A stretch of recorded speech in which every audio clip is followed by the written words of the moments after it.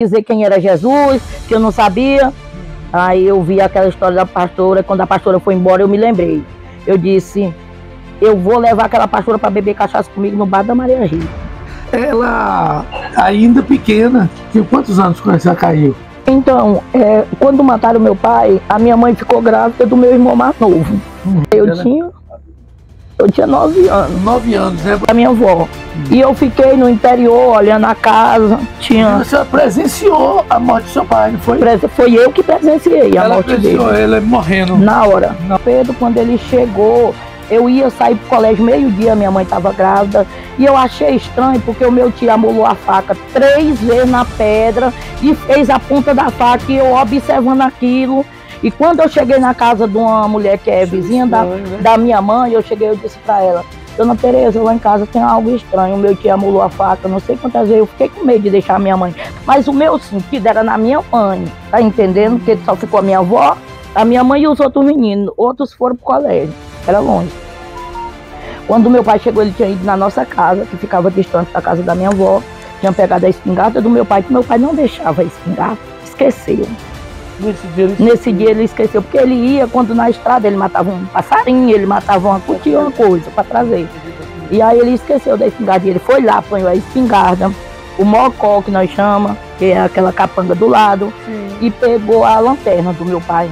Aí abriu um buraco, bem no portal da porta nossa, que era de Buriti, a porta, era de talo de Buriti, e ele abriu um buraco. Então, quando nós chegamos da casa da minha avó de noite, o meu pai chegou do outro interior, aí chamou, Lígia, eu disse, senhor, vem aqui. Aí eu fui. Cadê minha filha? Foi para a escola? Eu disse, fui. Ele de um lado da mesa e eu do outro, mas ele do lado da porta. E nós nunca tínhamos ido para aquele lugar, pastor Valdir. E aí, a mãe sentada por trás de mim, assim, numa cadeira de uma folha, disse, foi. Ele disse, pois é, minha filha, eu vim aqui pegar minha roupa, que eu vou para São João, para casa do meu pai, e vou para lá, mas o doutor Pedro, mas eu chego amanhã cedo. E a mãe para ali mesmo, a mãe não queria que ele fosse. Ela não queria que ele fosse grávida, ela não queria que ele fosse. E aí ele disse que a roupa estava drobada em cima da mesa, a calça e a camisa. E aí quando eu dei fé, aquela claridade e aquele estouro, que era muito pequena a sala de taipa. De taipa, sei. Ali foi um estrondo que eu fiquei surda, cega da claridade, que isso era um candeeiro de 2 bicos com a lamparina, né? E daí eu fiquei cega, aí eu tive que correr. Quando eu ouvi ele dizendo assim, aí é pra tu saber respeitar homem, cabrão. Eu disse, o Tinivaldo.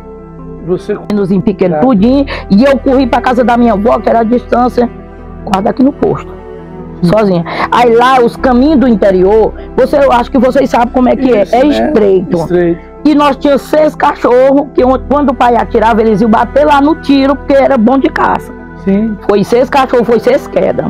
Eu correndo para chamar um menino e os cachorros passando por debaixo de mim, né? Aí quando eu cheguei lá, meu irmão de 13 anos disse, o que foi? Eu disse, o Tinivaldo matou o pai. Aí ele disse, vai lá em casa buscar minha espingarda. Aí eu fui buscar a espingarda e ele correu para acudir a mãe. Ele correu na intenção da mãe. E aí quando ele correu, que eu fui buscar a espingarda do meu irmão, que era caçador também de 13 anos, eu chego debaixo do pé de caju, meu irmão Júlio César desmaiou quando eu disse. Aí aqui eu apanhava o Júlio César e não sabia se ia ali buscar, que já estava pertinho, a espingarda. Aí deixei o Júlio César no chão, fui lá, peguei a espingarda, mas quando eu trouxe, que eu cheguei, ele ainda estava lá. Aí meu irmão recebeu a espingarda, mas estava sem cartucho, eu esqueci da capanga do mocó. E aí eu entreguei a espingarda, voltei para botar o Júlio César, que tinha desmaiado. Quando eu cheguei, aí apanhei o Júlio César, aí ele já estava falando. Peguei ele, trouxe, eu não sei como ele não matou nós, porque ele ficou toda a vida perto da casa de nós. Quando a polícia veio, com muitos dias, aí viram lá, ele estava lá onde ele ficou, todo o tempo por onde eu corri, né, na estrada lá. Porque o tiro foi assim, ó, nesse localzinho assim, bem nesse fundinho aqui. Aí a bucha da espingarda, porque o pai gostava muito, ainda hoje me lembro, de carregar a espingarda. Presenciou a morte do seu pai, não foi? Foi eu que presenciei. Eu tinha 9 anos. 9 anos, né, pastor? Nós somos 8 irmãos. E 3 anos depois, a minha mãe foi procurar trabalho fora e eu fiquei criando eles. E criei eles até quando eu tinha 15 anos, comecei estudando, estudei até a 4ª série. E aí que eu quebrava coco, pisava arroz nas casas, ganhava arroz, chegava em casa,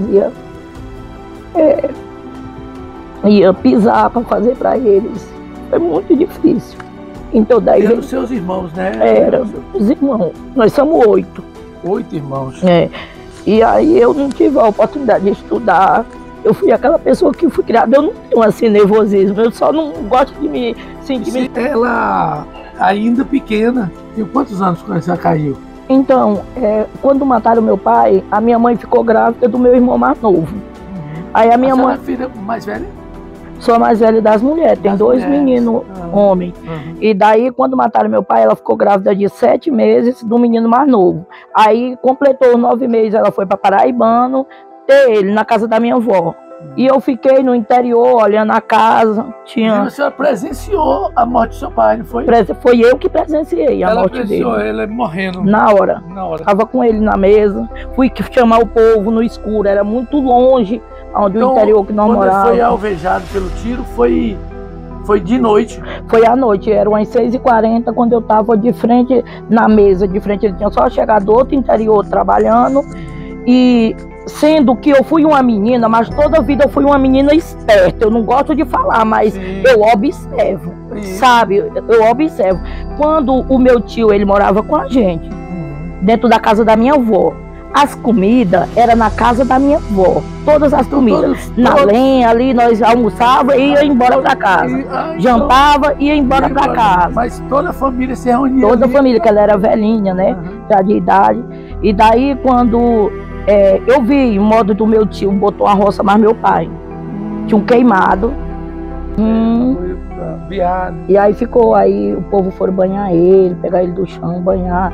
E aí eu não chorei, a mãe da senhora chorando, os meninos, eu não chorei. Aí quando foi uns 7 dias depois, o povo vieram, a família do pai, pegaram o pai, levaram, deixou nós sozinhos na mesma noite. E levaram seu pai? Levaram o pai para lá, pro interior deles, e deixaram nós sozinhos. Aí com 7 dias depois, que disse que eu ouvi eles dizendo que era o dia da visita de cova, foi que eu vim chorar, deitei numa esteira, que era onde nós deixávamos. Nesse período, no caso, você não chegou a ir para o sepultamento do seu pai? Nenhum de nós não foi buscar um leite, não. Aí cheguei no Parati, que é o meu tio. A sepultaria ficou a família. A sua mãe também não foi? Não foi, eles não levaram, porque ele era parente da mãe. E tinha vingança, você tá entendendo? Eles não gostaram, porque o que atirou no pai era parente, primo, filho de 2 irmãs da mãe. Morava tudo, foram criados os 2 juntos. Eu sei. Então era mais próximo da sua mãe do que do seu pai? Sim, era. Aí eles chegaram, aí pegaram o pai, e só pegaram, zangado e levaram, entendeu? Levaram o pai. E aí 7 dias depois eu estava deitada na esteira, quando eu ouvi dizer que tinha uma visita de cova, me deu uma saudade dele. Porque era com quem eu andava, conversava, o nosso pai era uma benção. Aí foi que eu fui chorar e pedi a mãe para tirar nós dali, porque eu não conseguia ficar ali, porque eles dormiam, mas eu não dormia. Eu não dormia com medo dele voltar, que ele não foi pego, não tinha polícia nesse tempo no interior, né? Não, quando ele foi preso 1 ano depois. Não tinha polícia, não. Não tinha polícia, era longe. Aquele sentimento, será que vai voltar para matar a gente? Foi, aí eu fiquei medo. Aí nós dormíamos com a nossa avó. A nossa avó, a casa dela era peituri de palha de coco. Então eu não dormia observando, prestando atenção aos outros, e a mãe com medo dele voltar, que ele levou a espingarda e matar a mãe. Então foram 2 meses sem eu dormir. Entendeu? Aí a mãe foi ter o menino mais novo. A senhora com quantos anos?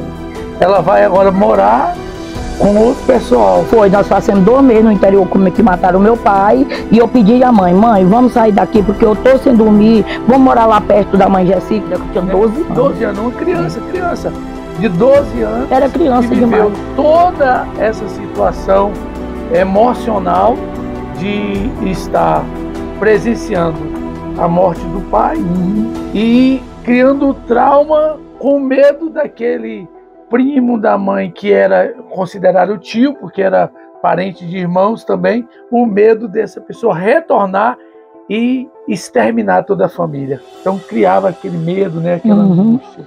Era. Aí 2 meses depois minha mãe foi ter o caçula, o mais novo, o menino mais novo, e eu fiquei, ela me deixou. Aí nós tínhamos o nosso tio que cuidava muito bem de nós. Aí tinha a minha cunhada, que era irmã do rapaz que eu morei 18 anos, que é pai da Salete. Eu não era ainda, ele ainda era pequeno ainda, eu sou mais velha do que ele, mas tinha a Jessi.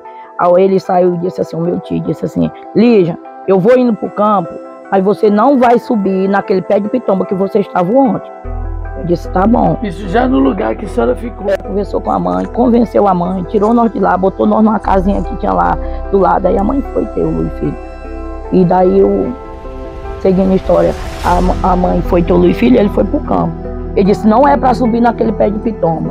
E a mãe Jessi disse, Lígia, vamos ali no pé de pitomba tirar umas pitombas pra me fazer. No tempo nós chamava tiquara, hoje é suco. Isso, que pega pitomba, né? Botava na água, ficava... No pilão.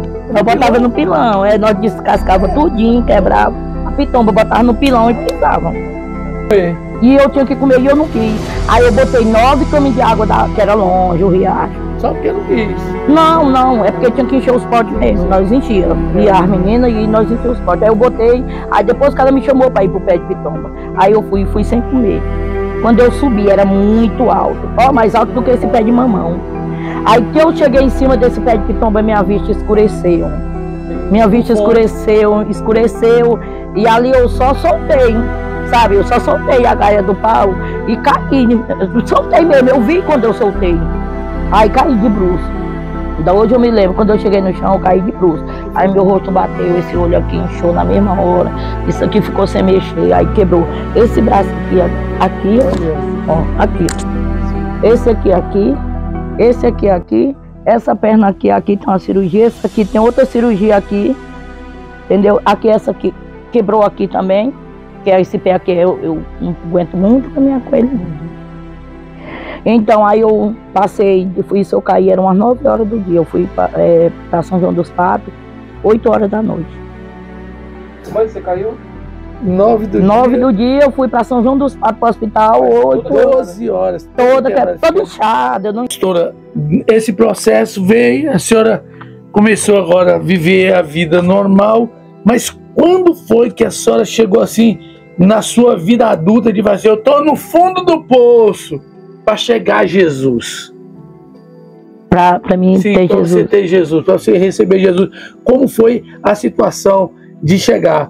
Né? Porque nós ficamos sabendo que a senhora chegou um momento de, assim, pastor, olha, eu fui encontrada pela pastora Zélia, era uma cachaça violenta. Como era essa situação? Era. Eu tinha 18 anos que morava com meu esposo, ele só era viajando, e eu aprendi a beber cachaça, eu não sabia o que era, aprendi. Não, eu aprendi a beber cachaça, vendo os outros bebendo, me ensinando, e eu aprendi. Depois que eu aprendi, eu não quis mais parar de beber. E eu não ligava mais para ele, que ele vinha só 3 meses em casa, voltava, eu não ligava. Agora, tanto faz vir.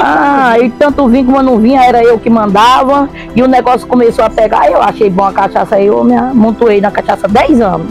10 anos. 10 anos na cachaça. Mas aí quando eu fui aceitar Jesus, eu estava num determinado momento que eu não tomava café de manhã. O meu café tinha que ser um copo de cachaça, porque eu nunca tomei de meio. Eu só tomava de copo. Isso, copo grande? Era, assim, desses que tem bem um lavrado. O meu desafio era esse, eu só tomava. Olha, se me desse meio copo de cachaça, eu tinha uma fome por cachaça. Traz aí esses copos aí para nós. Traz aí, Luquinha. Aqui. Copo americano. Da americano. Então, pastora, você chegou a um momento que a vontade que tinha era de beber. Era de beber. Não queria comer, tomar café. Eu não queria comer, não queria tomar café, eu não olhava mais para filho, eu não me importava mais. Uma coisa que eu queria. Nesse período que começou a beber, já tinha Salete, já tinha... E a Francisca tinha 4 anos. Não, antes dela nascerem. Já estava? Já. Aí ela pequenininha, Francisca com 4 anos, eu larguei de mão. Entreguei pra avó dela, mas dentro de casa. Olha aqui, desses copos esses aí. Cheio. E o almoço e a janta. Café da manhã, olha que situação. Pra você ver que é álcool. Só que nós estamos vivendo, nesse período, pastora Lígia, os alambiques já existiam aqui, né, na cidade. Já existia, já, inclusive. Porque a cidade de Sucupira é conhecida como a capital da cachaça, né? Então, inclusive, a gente ia buscar, não comprava mais. Eu ia buscar, aí foi o